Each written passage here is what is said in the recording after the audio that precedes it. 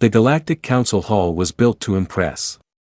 Its ceiling showed moving stars, and the floor reflected light like calm water. Hundreds of alien leaders sat in floating seats, watching the humans standing alone at the center. The humans looked small compared to the tall, armored, and many-eyed beings around them. That was exactly how the council liked it. For decades, the galaxy had seen humanity as noisy but harmless. Humans argued among themselves, fought short wars, and then rebuilt again and again. To the council, they were emotional, weak, and easy to control. Today's meeting was supposed to confirm that belief. The lead human delegate stood straight. He did not shout. He did not beg. His voice was calm as he spoke about peace. He talked about shared space, safe borders, and trade without fear.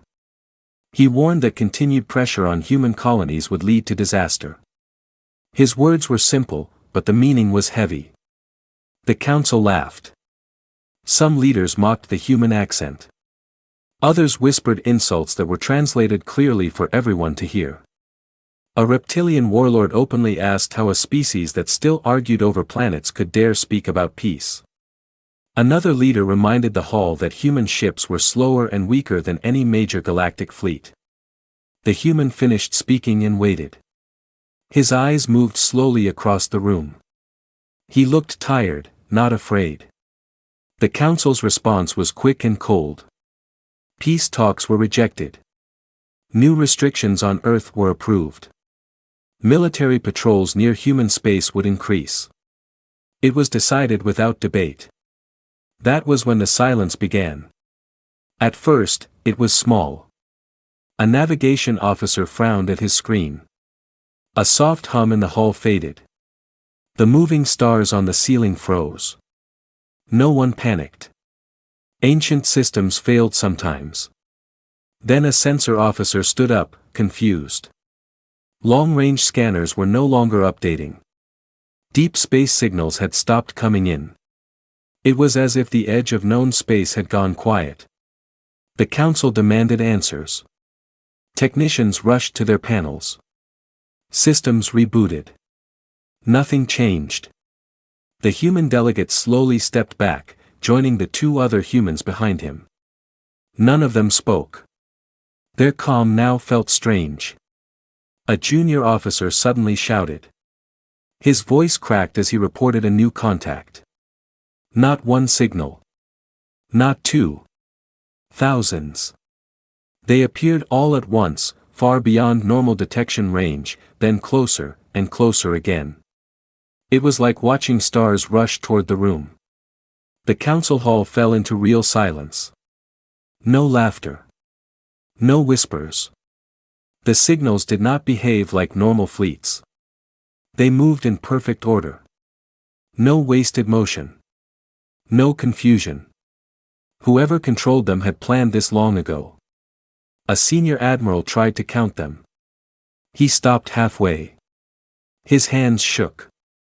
The human delegate finally spoke again. His voice carried through the hall without effort. We asked for peace early, he said.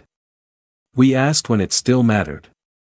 The council leader demanded to know what humanity had done. Was this a threat? A trick? The human looked up at the frozen stars above. This, he said quietly, is what happens when peace is treated as weakness. Screens across the hall came back to life. The view shifted to deep space. Dark shapes filled the image. Massive ships, silent and endless, moving as one. No bright colors. No flags. Only hard lines and cold metal. The galaxy realized something too late. Humanity had not come to talk anymore. They had arrived ready for what came next. The council chamber stayed frozen in fear as the human fleet filled every screen. No one spoke for a long moment. The leaders who had laughed minutes ago now avoided each other's eyes. The galaxy had planned for human anger, maybe protests, maybe small wars. It had never planned for this level of preparation. Emergency alarms finally sounded. Red light washed over the hall. Military advisors shouted orders, but their voices overlapped in panic. Fleets were called back. Borders were sealed.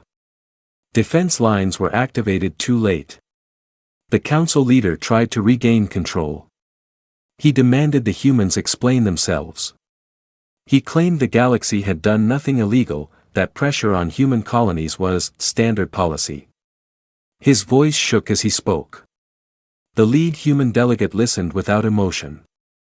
When the speech ended, he nodded once, slowly, as if confirming something to himself. For 200 years, the human said, we followed your rules. We paid your taxes. We accepted your patrols. We watched our outer world starve while your fleets passed by and did nothing. Some council members tried to interrupt. He raised a hand, and they stopped without knowing why. We asked for peace, he continued. Not because we were weak. But because we hoped you were wise. Behind him, the images shifted. Data streams appeared, clear and organized. Records of destroyed human colonies. Broken treaties. Ignored distress calls. Every event was dated, labeled, and confirmed. Humanity had kept perfect memory. A military commander from a powerful empire stood up. He declared that the council would respond with force. He announced that combined galactic fleets were already moving. The human delegate turned his head slightly. They will not reach us, he said. At that moment, reports flooded in. One by one, frontier stations went dark. Not destroyed, disabled. Communication relays vanished from the network. Supply routes failed. The galaxy's greatest advantage, coordination, was slipping away. Human fleets did not rush forward. They spread out. They moved with purpose, claiming key points in silence. They cut lines instead of cities. They blinded sensors instead of burning worlds. Fear changed shape inside the council. This was not rage. This was control. A council scientist whispered a truth that spread like poison. Humans had studied galactic systems for generations. Trade routes. Military habits. Political delays. Every weakness. While the galaxy argued, humanity prepared. The council leader demanded surrender terms from the humans, trying to sound strong. The human delegate shook his head. We are not here to rule you, he said. We are here because you refuse to listen. One alien asked the question everyone feared. How long have you been building this armada? The human paused. Since the first time you ignored us. More screens activated. Human ships now surrounded major military hubs. Not attacking. Waiting. Their presence alone forced fleets to stop, unsure whether moving would trigger destruction. Across the galaxy, citizens watched the same images. The myth of human weakness shattered everywhere at once. Worlds that once mocked Earth now prayed it would show mercy. In the council hall, leaders finally understood their mistake. Peace had been offered when humanity still believed in it. The rejection had changed everything. The human delegate took a final step back. This council chose pressure over partnership, he said. Now the galaxy will live with that choice. Outside, the Armada held position, silent, endless, and patient, waiting for the galaxy's next move. Across the galaxy, fear traveled faster than light. Worlds far from the council hall began to receive the same alerts: human fleets detected, human fleets confirmed, human fleets everywhere. No one understood how a single species had spread so far, so fast, without being noticed. In deep space, the Armada finally revealed its full shape. Space itself seemed to bend as human warships moved into open view. They were not built like alien vessels. No glowing colors. No sharp decorations. Only heavy armor, wide frames, and engines designed for long war, not fast glory. Each ship looked less like a tool and more like a promise that would not be broken. Military analysts tried to classify them and failed.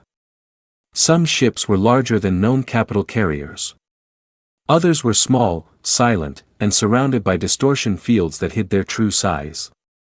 Behind the main line came support fleets, repair vessels, and supply ships. This was not a raid. This was a civilization moving as one. An alien admiral whispered the truth during a private channel that later leaked across the galaxy. They did not build for victory, he said.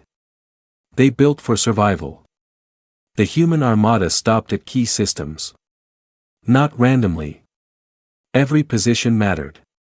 Choke points. Trade hubs. Military command stars. In hours, the galaxy's map of power was rewritten without a single major battle. At the council, panic reached its peak. Leaders argued over responses that no longer mattered. Old rival empires begged former enemies for alliance. It was too late. Human fleets already stood between them. A council historian reviewed ancient records and found something disturbing. Humanity's early space age had been violent, yes, but also adaptive. Every defeat had been studied. Every loss turned into knowledge. Where others relied on tradition, humans relied on learning. That lesson now filled the stars. The human delegate addressed the council one final time. He did not raise his voice. He did not threaten. You see the Armada now, he said. You think this is anger. It is not. He gestured toward the screens showing endless ships. This is preparation. A senior council member asked what humanity wanted. Territory. Resources. Control. The human shook his head. We want safety. For our people. For any who choose not to stand against us. One leader laughed nervously and asked who would dare fight such a force. The answer came immediately. Reports arrived from the Outer Rim. A proud empire had launched a surprise attack on a human task group, hoping to make an example. Their fleet outnumbered the humans 3-1. The battle lasted 6 minutes. No dramatic explosions. No heroic charges.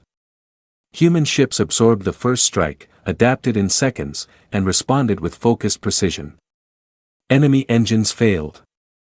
Weapons went offline. Command ships vanished from sensors. When it ended, the enemy fleet still existed, but it could no longer move, fight, or speak. The message was clear. Humanity did not need to destroy you to defeat you. That realization broke something deep inside the galaxy's collective mind.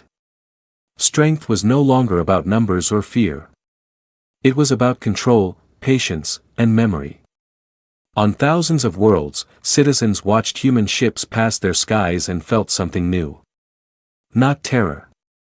Not hatred. Respect. The Armada did not advance further. It waited.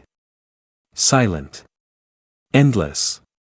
And for the first time in galactic history, the galaxy understood that the age of ignoring humanity was over forever. The galaxy did not fall in a single moment. It cracked, slowly, system by system, belief by belief. The human armada did not rush forward like a flood. It held its lines, silent and unmoving, and that silence did more damage than open war ever could. Across major star systems, governments collapsed under panic. Military commanders argued with politicians. Traders demanded safe routes. Civilians crowded communication networks, asking the same question again and again: will the humans attack us next? Human fleets answered without words. They moved only when necessary. When a system tried to mobilize weapons, human ships appeared near its power centers. When a fleet prepared to jump, human vessels blocked the route. No shots were fired. No cities burned. The galaxy's strongest empires began to weaken from within. Old rivals accused each other of provoking humanity. Ancient alliances broke apart. Some leaders tried to hide, hoping neutrality would save them. Others sent desperate messages to Earth, asking for forgiveness they had never offered before. In the council hall, chaos ruled. The same leaders who once mocked humans now begged them to speak. The human delegates remained calm, almost distant, as if watching a long-expected outcome. A council scientist finally said the words everyone feared. "They are dismantling us without fighting." The truth spread quickly. Human strategy was not built on fear alone. It was built on understanding how societies worked. Humans knew that supply lines mattered more than weapons. Trust mattered more than shields. Unity mattered more than fleets. And the galaxy was losing all three. One empire, driven by pride, made a final stand. They gathered their remaining warships and launched an attack on a human-controlled junction. It was meant to show courage. It became a warning. Human response was immediate but measured. Defense ships formed layered walls. Electronic warfare blinded enemy sensors. Precision strikes disabled command vessels first. Within minutes, the attacking fleet drifted powerless in space. Then something unexpected happened. Human rescue ships arrived. They stabilized damaged alien vessels. They transmitted evacuation routes. Medical drones crossed enemy hulls. The message shocked everyone watching. Humanity was not here to erase life. It was here to end resistance. On neutral worlds, public opinion shifted. Citizens protested against their leaders, demanding talks, demanding surrender if needed. For the first time, people trusted the humans more than their own rulers. In the council chamber, the leader finally broke. His voice trembled as he addressed the human delegate. He admitted that the council had feared humanity's potential and tried to control it early. He asked if peace was still possible. The human did not answer right away. He looked around the hall at the symbols of power that now meant nothing. "Peace," he said slowly, "was possible yesterday. Today, peace must be rebuilt." Outside, the Armada adjusted its formation. Human ships moved closer to central worlds. Not threatening. Watching. The galaxy felt it. Every system, every station, every leader understood the same truth at the same time. This was no longer about winning or losing. The old order was breaking. And something new was taking its place, whether the galaxy was ready or not. The galaxy woke up to a different reality. The old council still existed, but it no longer ruled. Its orders were ignored, its authority hollow. Across star systems, leaders waited not for council commands, but for human signals. Humanity had not taken the throne of the galaxy, but it stood beside it, and that was enough. Human fleets remained in position, steady and calm. They did not tighten their grip. They did not expand their lines. Their stillness carried a clear message: the choice now belongs to you. One by one, systems responded. The first to speak was a small trade world once crushed by council taxes. Its leaders transmitted a simple message to Earth, asking for protection and fair trade. Human diplomats answered within minutes. Agreements were offered. No threats. No punishment. Only clear rules and shared responsibility. Then larger powers followed. Empires that had once ruled through fear sent careful delegations. They admitted past actions without excuses. They asked how to move forward. Humanity did not demand surrender ceremonies or public shame. Instead, they shared a document, short, direct, and translated into every known language. It was not called a treaty. It was called Terms of Peace. The terms were simple. No forced expansion. No silent blockades. No ignoring distress calls. Power would be balanced, not hoarded. Any species could defend itself, but none could dominate unchecked. Most shocking of all, humans placed limits on themselves. Their fleets would withdraw from systems that accepted the terms. Human warships would become guardians, not rulers. Oversight councils would include humans, but not be controlled by them. The galaxy struggled to understand this choice. With such power, why share it? A human ambassador answered during the first open broadcast. Because power without limits destroys the one who holds it. Citizens across the stars listened in silence. Not everyone accepted the new peace. Some extremists attacked human patrols. Some leaders tried to secretly rebuild weapons. Humanity responded firmly, but never with excess. Each response was precise. Each lesson was clear. Slowly, trust replaced fear. Trade routes reopened under human protection. Old rivals sat at the same table, no longer afraid of surprise attacks. Border worlds began to recover. For the first time in centuries, progress did not depend on who shouted the loudest or struck first. The old Galactic Council chamber was abandoned. In its place, a new hall was built, simpler, smaller, and open. Humans did not place themselves at the center. They took a single seat, no higher than the rest. The human delegate who had stood alone during the failed peace talks visited the new hall one last time. He looked at the empty space where the old council had mocked him. There was no satisfaction in his eyes. Only quiet resolve. Human fleets finally began to move, not forward, but home.